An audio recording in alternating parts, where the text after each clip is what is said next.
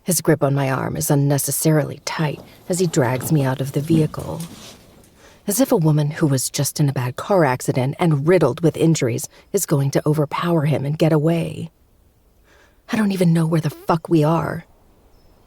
A gust of freezing wind blows, sending another wave of goosebumps across my body. My teeth start chattering again, the cold nearly unbearable. The black sack is ripped off my head, and I flinch from the harsh light. It's dreary outside, but since I haven't seen daylight in quite a while, it has made my eyes sensitive. Squinting, my gaze immediately jumps to the monstrosity towering before me. Rick splays his arm out towards the 2-story colonial home, presenting the house to me as if I'm at a 5-star restaurant and he's pulling the lid off my tray to reveal the best meal I'll ever have. I've never been anywhere so fancy, but from the videos I've seen on the internet, it looks like a bunch of baby portions of foam and sticks wrapped in meat. So, not appealing.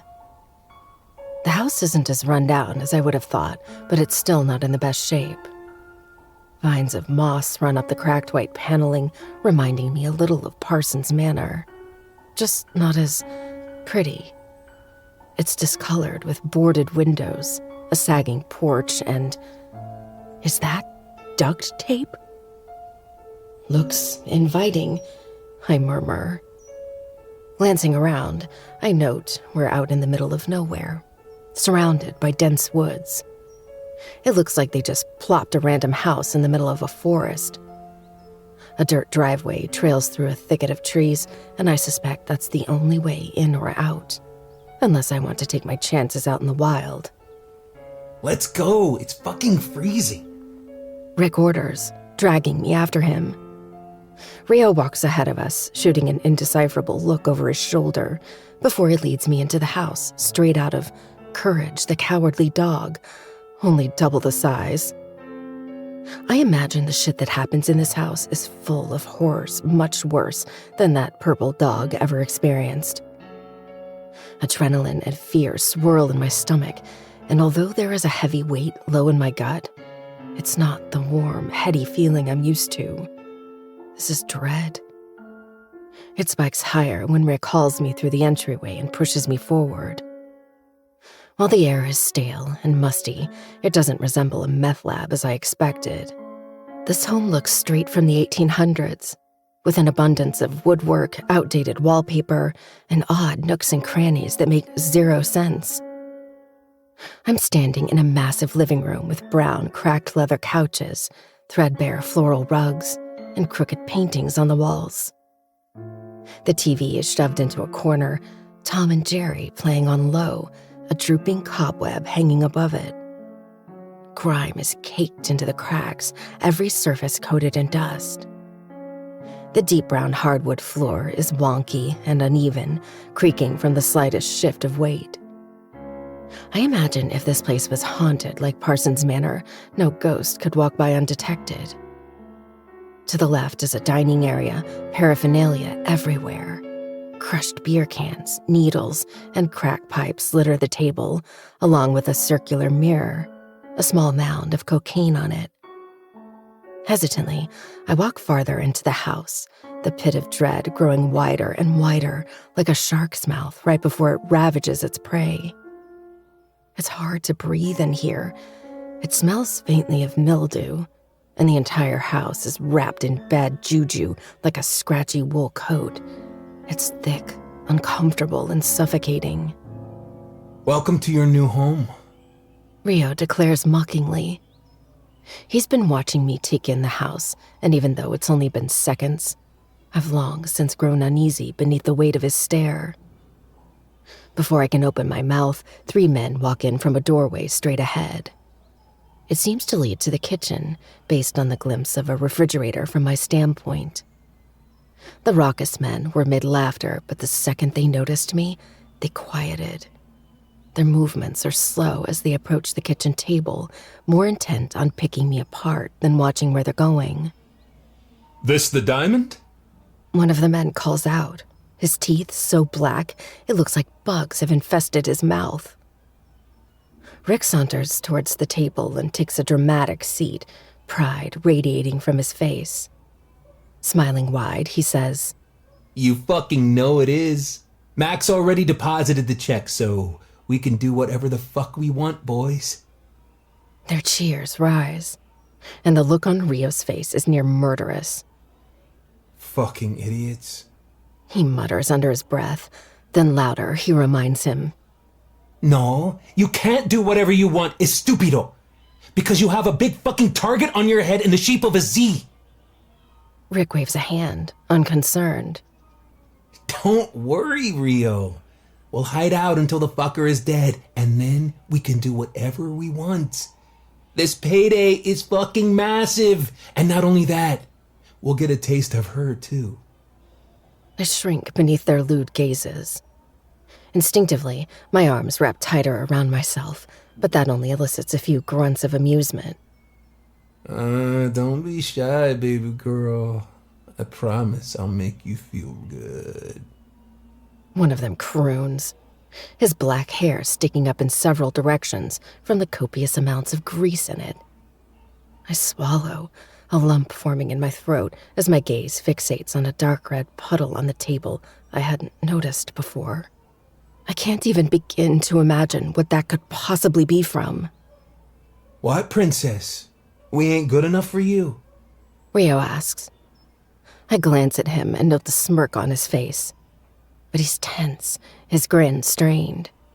I don't even acknowledge him. My eyes trained back on the pool of blood.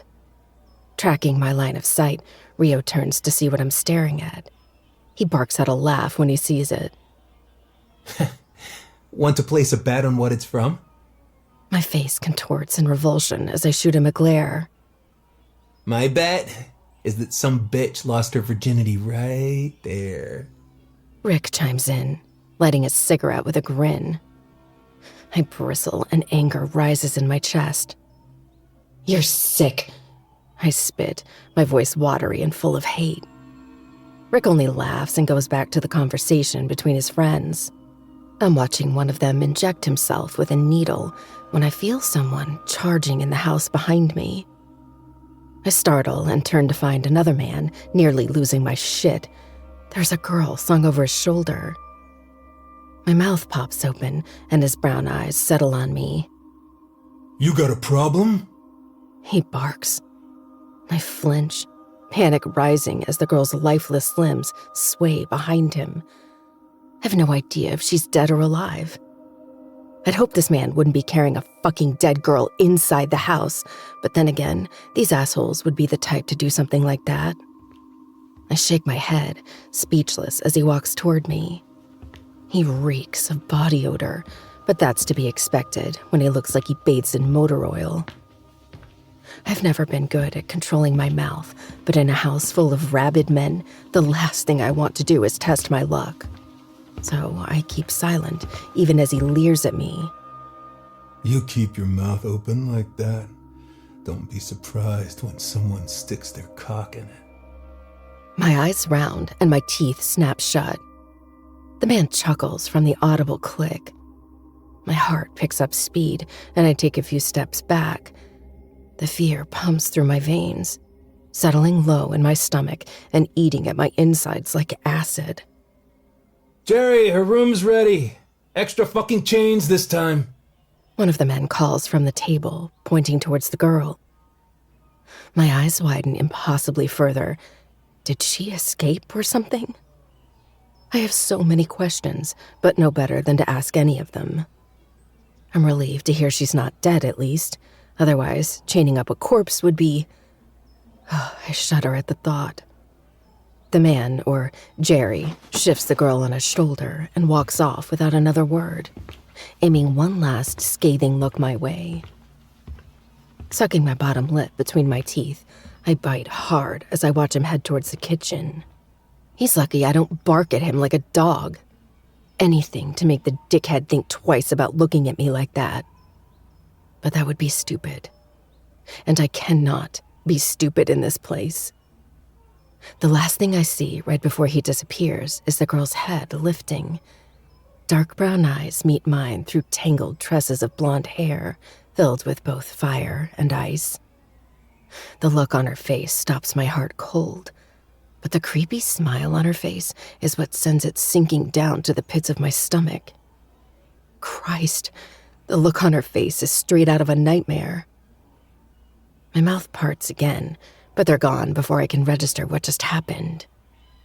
I'm equal parts scared for her and of her. Don't worry. If you're a good little girl and do as you're told, we'll keep you conscious from here on out. Rio says, pulling my attention back to him. I'm not sure I want to be conscious. Furthermore, I'm 2 seconds away from telling him the girl needs to be admitted to the nut house. But I don't say that out loud, considering we are in a fucking nut house. He nods his head towards the direction Jerry and the girl disappeared off into. Let's go. Francesca and Rocco should be back in a few hours, and she'll come to meet you. Until then, I've been ordered to show you to your new room. I glance behind me, staring out the still, wide-open door at the shiny black van. My brows furrow, expecting it to be damaged from when they ran me off the road. Instead, this one is brand new, not a scratch in sight. They must have switched it out at Dr. Garrison's, and that makes my stomach roil. I know enough about tracking that they would have made it incredibly easy for Zaid to find them in a vehicle with a crushed fender. But then a smile forms on my face with the reminder Zaid is coming. He is more than capable of finding me, whether they're transporting me in a fucking Ferrari or a Volkswagen from the 1980s that farts pollution every time they hit the gas. He'll find me. It's right then a memory sidelines me and my smile falls to a dramatic death as horror takes over. Just get her in the van, Rio. Max is already going to be pissed we fucked up his van. My eyes blow wide, and when I whip back around, Rio stares at me with dark eyes, tense and ready to charge at me. My gaze flickers down, noting the gun in his hand. He probably assumed I was about to make a run for it. I can't say I didn't briefly consider it, but I'm not dense enough to think I'd make it more than 5 feet without one of them catching up to me, or one of their bullets. I'm injured and can barely stand upright, and I've no idea where the keys are. Running right now wouldn't be wise. If Zaid were here, he'd tell me to bide my time until the right moment. Don't act irrationally. I can't let my panic and desperation rule my decisions. Not if I want to get out of this alive. Licking my lips, I take a step forward, indicating I won't be running. Max sent you? You heard that? He relaxes, unconcerned with my questioning, and jerks his head towards the kitchen, signaling for me to follow. That kind of makes me want to cry. Clearing my throat, I force out, "Sure did." I fall in step behind him, the urge to cry deepening as I make my way farther into the belly of the beast.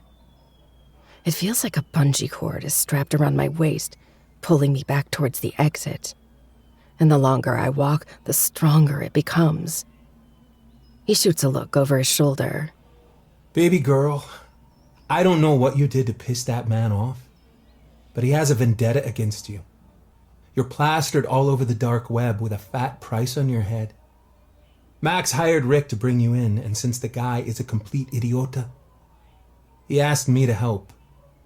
If not for the fact that he knew where you lived, we wouldn't have gotten a head start and might have had to fight some competition to get to you. Any moisture in my mouth dries. There's a price on my head? What the fuck for? I guess I shouldn't be surprised because, well, why the fuck else would I be here? The new information distracts me enough to take in my surroundings through blurred eyeglasses. I cling to all the insignificant details, like the sagging cabinetry, purring yellow refrigerator, and the endless ocean of brown wood and ugly wallpaper. Now, he's leading me towards steep wooden steps, creaking beneath our weight. Does Rick work for the society? Rio glances over his shoulder at me, his brow cocked, seemingly surprised I know of them. No. He's Rocco's friend, who is Francesca's brother. She works for the society, and Rocco and his friends reap the benefits. Do you work for them? I do, though I answer to Francesca right now. I lick my dry lips. So, who put the price on my head? It doesn't matter who, only why. Now hurry up. I have to take a leak, and if you don't move faster, I'll unzip and paint a picture on that pretty face of yours. The disgusting threat does the trick and snaps me out of my daze. Shooting him a nasty look, I quicken my pace despite the way my muscles groan. Ending the conversation is best anyway. I need to concentrate on every detail in this house, starting with how quiet it is. As he leads me down a long hallway, several doors on either side, I realize it's not the type of silence deriving from vacancy. It's the kind when someone holds their breath, praying for the footsteps to keep on walking by. I swallow nervously, my eyes bouncing around, trying to pinpoint any glaring details, but the heart-pounding dread is making everything fuzzy. How the fuck am I supposed to stay calm and play it smart when a million alarms are going off in my head, warning me there's no way out? There's always a way out, little mouse. You just have to find it.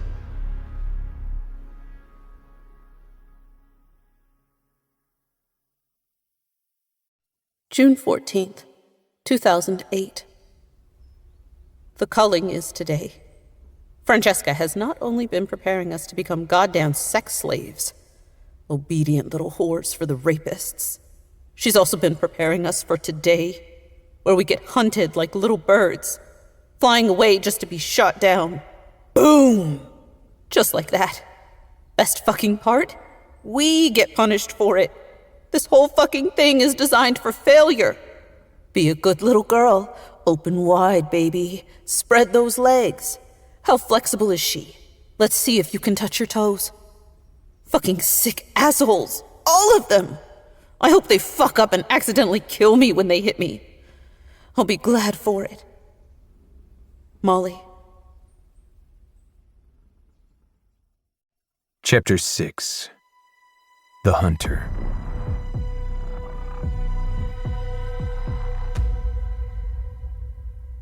Rage. It's not appreciated enough, not studied enough. The capabilities of the human body are no longer limited to the laws of physics.